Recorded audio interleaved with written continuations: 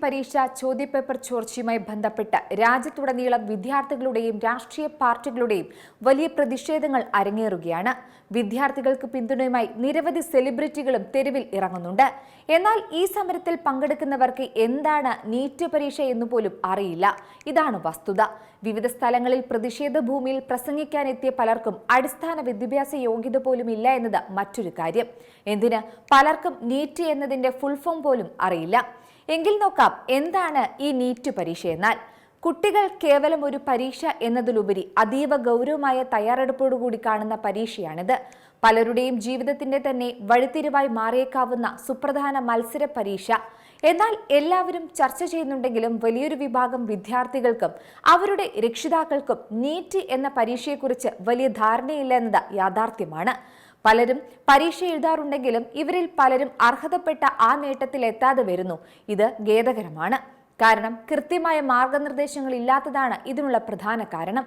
NEET പരീക്ഷ വരുന്നതിന് മുമ്പ് മെഡിസിൻ പ്രവേശനത്തിനും വൈദ്യശാസ്ത്രവുമായി ബന്ധപ്പെട്ട മറ്റു കോഴ്സുകളിലേക്കുമുള്ള പ്രവേശനത്തിനും വിവിധ സംസ്ഥാനങ്ങളും സ്ഥാപനങ്ങളുമെല്ലാം വെവ്വേറെ തരത്തിലുള്ള പരീക്ഷകളാണ് നടത്തിയിരുന്നത്. എന്നാൽ പിന്നീട് ഈ പ്രവേശന പരീക്ഷകൾക്ക് പകരമായി രാജ്യമെങ്ങും ഒറ്റ പരീക്ഷ എന്ന രീതിയിലേക്ക് മാറാമെന്ന് തീരുമാനമായി. അങ്ങനെ 2013 നീറ്റ് പരീക്ഷയ്ക്ക് തുടക്കമായി. നീറ്റിന്റെ പൂർണ്ണരൂപം national eligibility cum entrance test എന്നാണ്.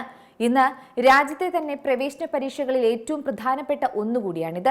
മാത്രമല്ല നീറ്റ് പരീക്ഷയാണ് MBBS ഉൾപ്പെടെ മെഡിസിനുമായി ബന്ധപ്പെട്ട മറ്റ് പ്രധാന കോഴ്സുകളിലേക്കെല്ലാം പ്രവേശനത്തിനായുള്ള മാനദണ്ഡമായി ഇന്ന് കാണുന്നത്.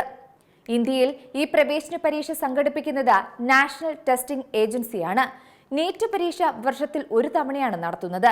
ഭൗതികശാസ്ത്രം അഥവാ ഫിസിക്സ്, രസതന്ത്രം അഥവാ കെമിസ്ട്രി, പിന്നെ ജീവശാസ്ത്രം അഥവാ ബയോളജി എന്നിങ്ങനെ 3 പ്രധാനപ്പെട്ട വിഷയങ്ങളാണ് നീറ്റ് പരീക്ഷയിൽ ഉൾപ്പെടുന്നത്. അതിൽ ജീവശാസ്ത്രത്തെ സുവോളജി, ബോട്ടണി എന്നിങ്ങനെ 2ആയി തരംതിരിച്ചിട്ടുണ്ട്. 45 ചോദ്യങ്ങളാണ് ഫിസിക്സ്, കെമിസ്ട്രി എന്നിവയ്ക്കുള്ളത്. 90 ചോദ്യം ജീവശാസ്ത്രത്തിലുണ്ടാകും. 4 മാർക്കാണ് ഒരു ചോദ്യത്തിനുള്ള ഉത്തരത്തിന്.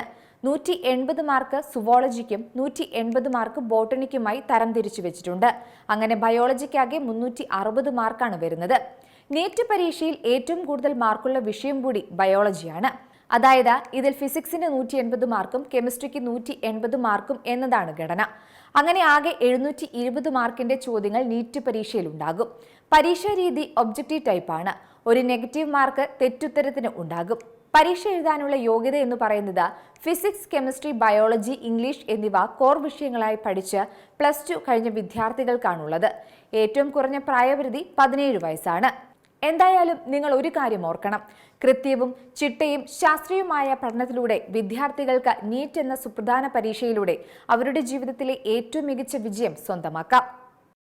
ഏറ്റവും പുതിയ വാർത്തകളും വിശേഷങ്ങളും വിരൽ തുമ്പിലറിയാൻ Zee മലയാളം ന്യൂസ് എല്ലാ ഡിജിറ്റൽ പ്ലാറ്റ്ഫോമുകളിലും ലഭ്യം.